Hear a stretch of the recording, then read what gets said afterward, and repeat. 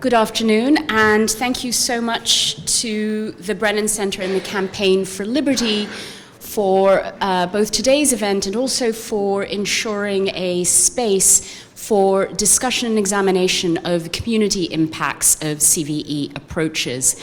If this, the earlier panel can be talked about as the theory, here the goal is to talk about the practice and the impacts that have been had. Now, as I think most of you know, and I'm going to keep this very short because we've got a rich set of experiences on this panel that I think should be the focus, but as most of you know, here in the United States, there are 3 pilot cities for CVE programs, Minneapolis, LA, and Boston.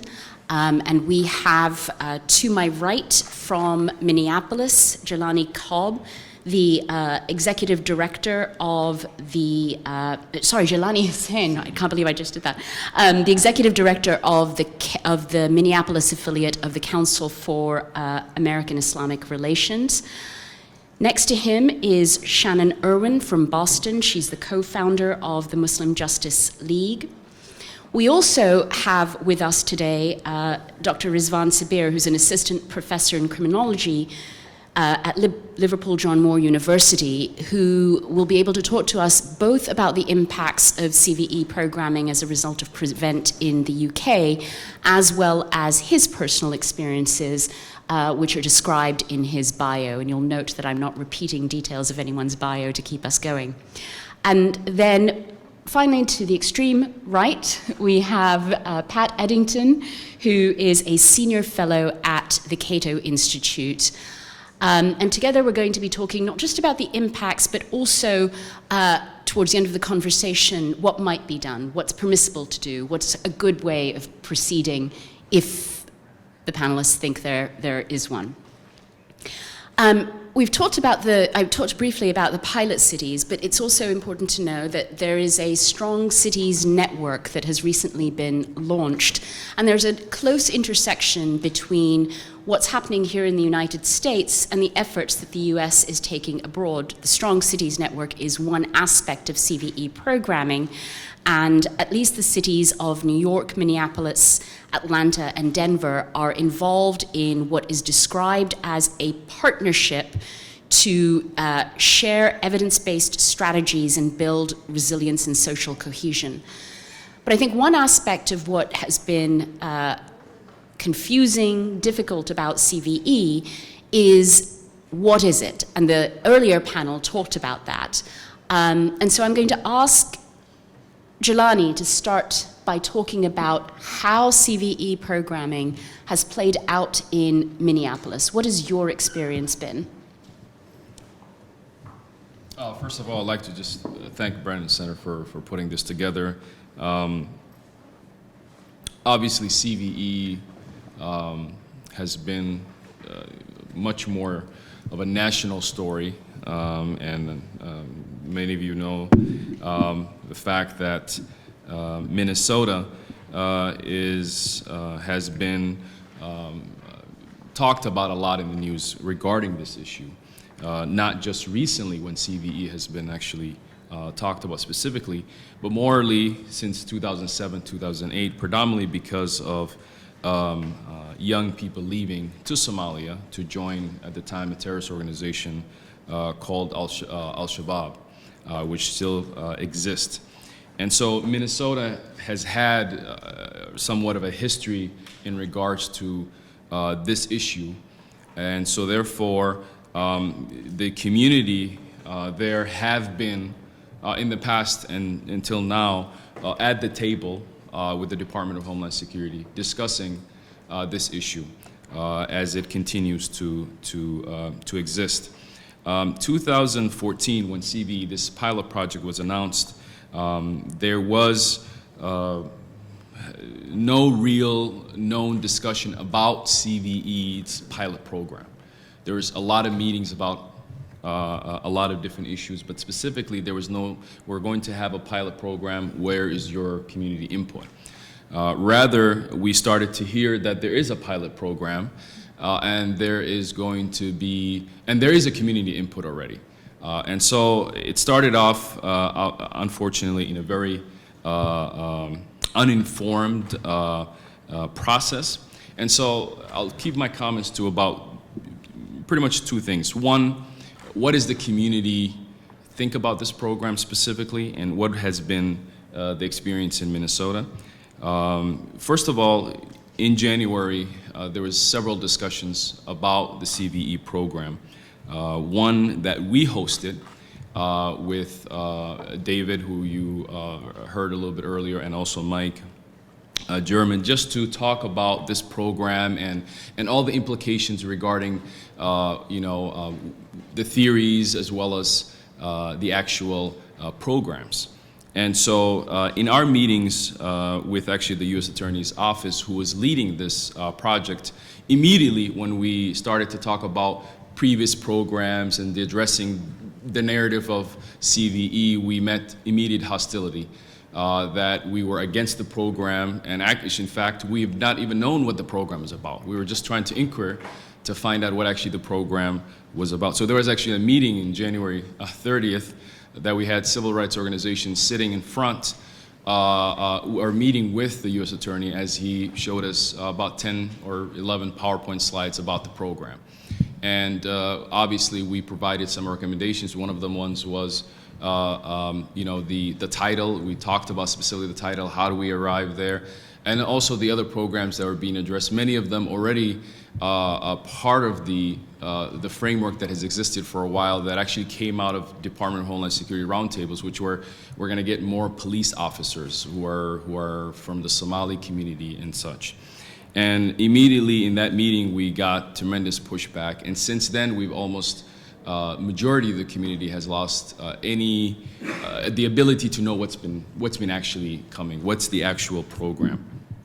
So what do you actually know about it? And is there who's involved in it? So eventually when those meetings happened, then the U.S. Attorney formed his own task force, a 15-member task force that is inclusive of the Somali community. This task force is now the group that is speaking on behalf of this program.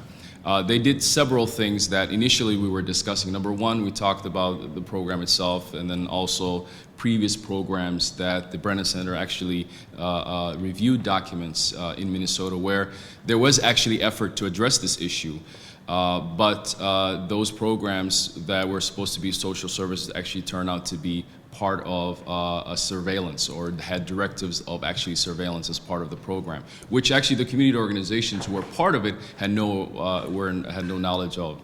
And so we were talking about all of this, and then we heard of a 15-member task force. Some of the members went to the White House, and then others were later added on.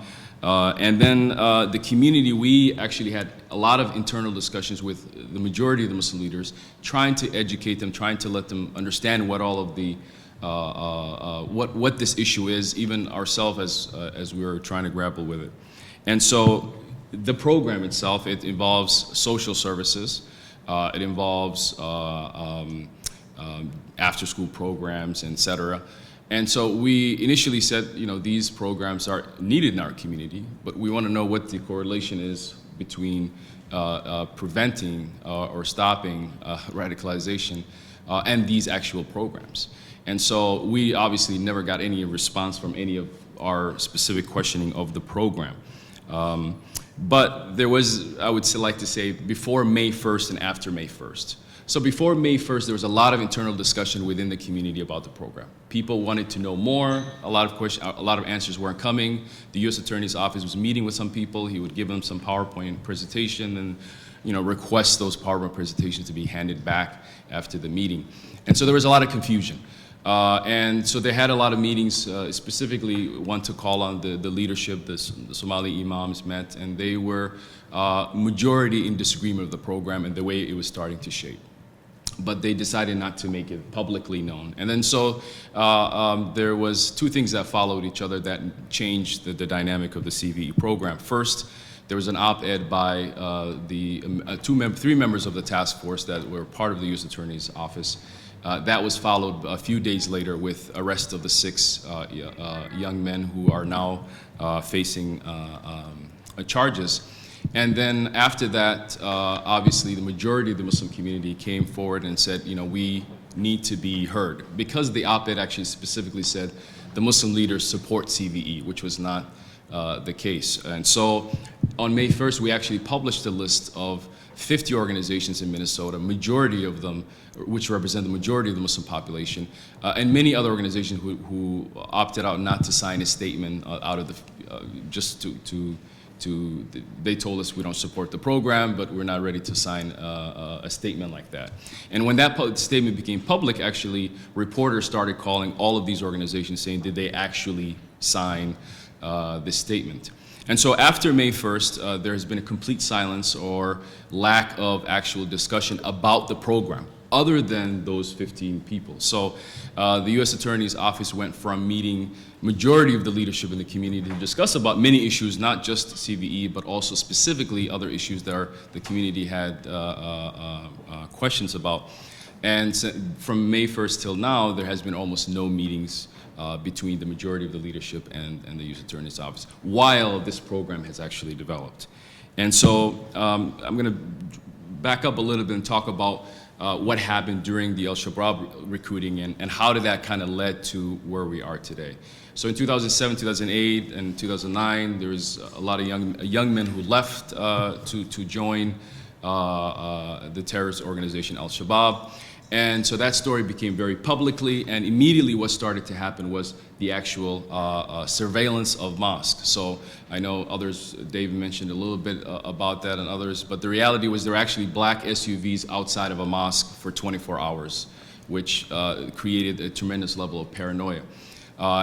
Following that, the surveillance, what actually took place and actually hurt the community's ability to address these issues, which also David talked about a little bit earlier, is the fact that community felt that they had no longer a space to discuss issues that are actually happening abroad, out of the fear that if they come to a public forum and they make statements that they would then be followed by the FBI and others. And so specifically, there was actually one case where one of the young kids who were recently arrested, the family members informed me that they requested one of the imams to go visit him in jail just to provide some spiritual guidance.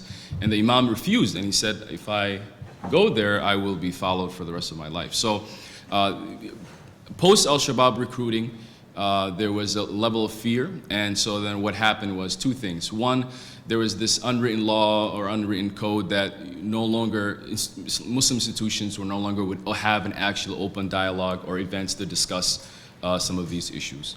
Secondly, many parents, out of the fear that something was happening in mosque, actually removed their children from Sunday schools. And so the community became actually much more fearful and much more suspect of things. And so when CVE was actually announced, people were getting pieces of information. And actually, my office was being called, and mosques were actually asking me about a CPR class that their local city was offering, if that had anything to do with CVE or a CRT program. So there's a lot of confusion and fear, and we tried to communicate a lot that to the U.S. Attorney's Office, but much of it was really dismissed.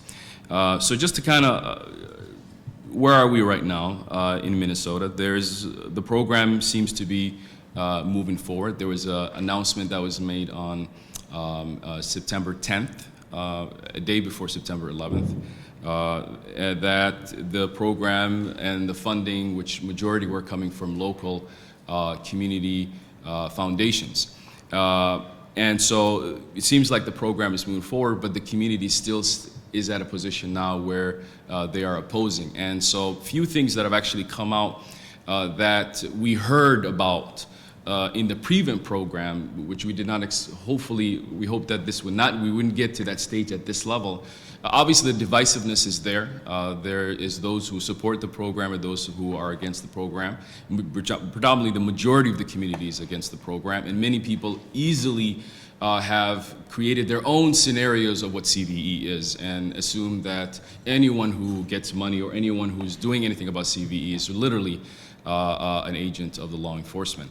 And finally, also, we are starting to see that even religious ideologies being addressed So in one of the cases of the young man who was recently arrested, members of the Sufi community said, well, we're Sufis and therefore, we are less likely to be, part of that ideology.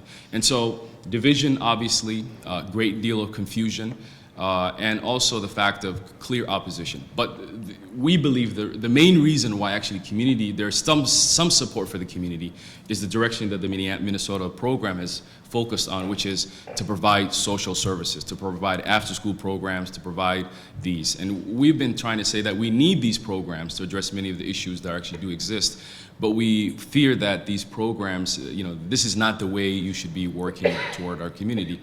Rather, let's talk about these programs being available for the community without the fear or without narrowing it down that this social service program is actually going to address countering violence extremism. So in Minnesota, two things happened. They changed the name, Community Resilience, which is now I hear that is becoming the new name for other places as well, and also to focusing completely on social services and providing money at the table. And actually the U.S. Attorney's Office in a debate, or not a debate, but question answer that him and I had, he referenced several times that it's does your community not want money to address issues? So we're not even talking about the actual issue, we're just talking about funds coming to the community. Jaylani, in 1 minute, I'm going to ask you a question, and if you can, yes in just 1 minute. So when at the White House summit, the program in Minneapolis was discussed, it was discussed as including a component with social services, mental health providers, public schools, to identify youth who were at risk. And one of the responses that was made was, what are the safeguards that you are going to put in place, the walls between intelligence, law enforcement, and the ethical obligations of mental health providers, for example, the privacy issues that might arise, the social services issues that might arise. Did the community ever get a response back on those kinds of questions? So the statement that we made, actually, the statement that the majority of the community organizations signed on to had those specific, not both only recommendations, but also questions about safeguards. We have had actually absolutely no real communication with the U.S. Attorney's Office about this program. All of the questions we've asked have actually not been responded to.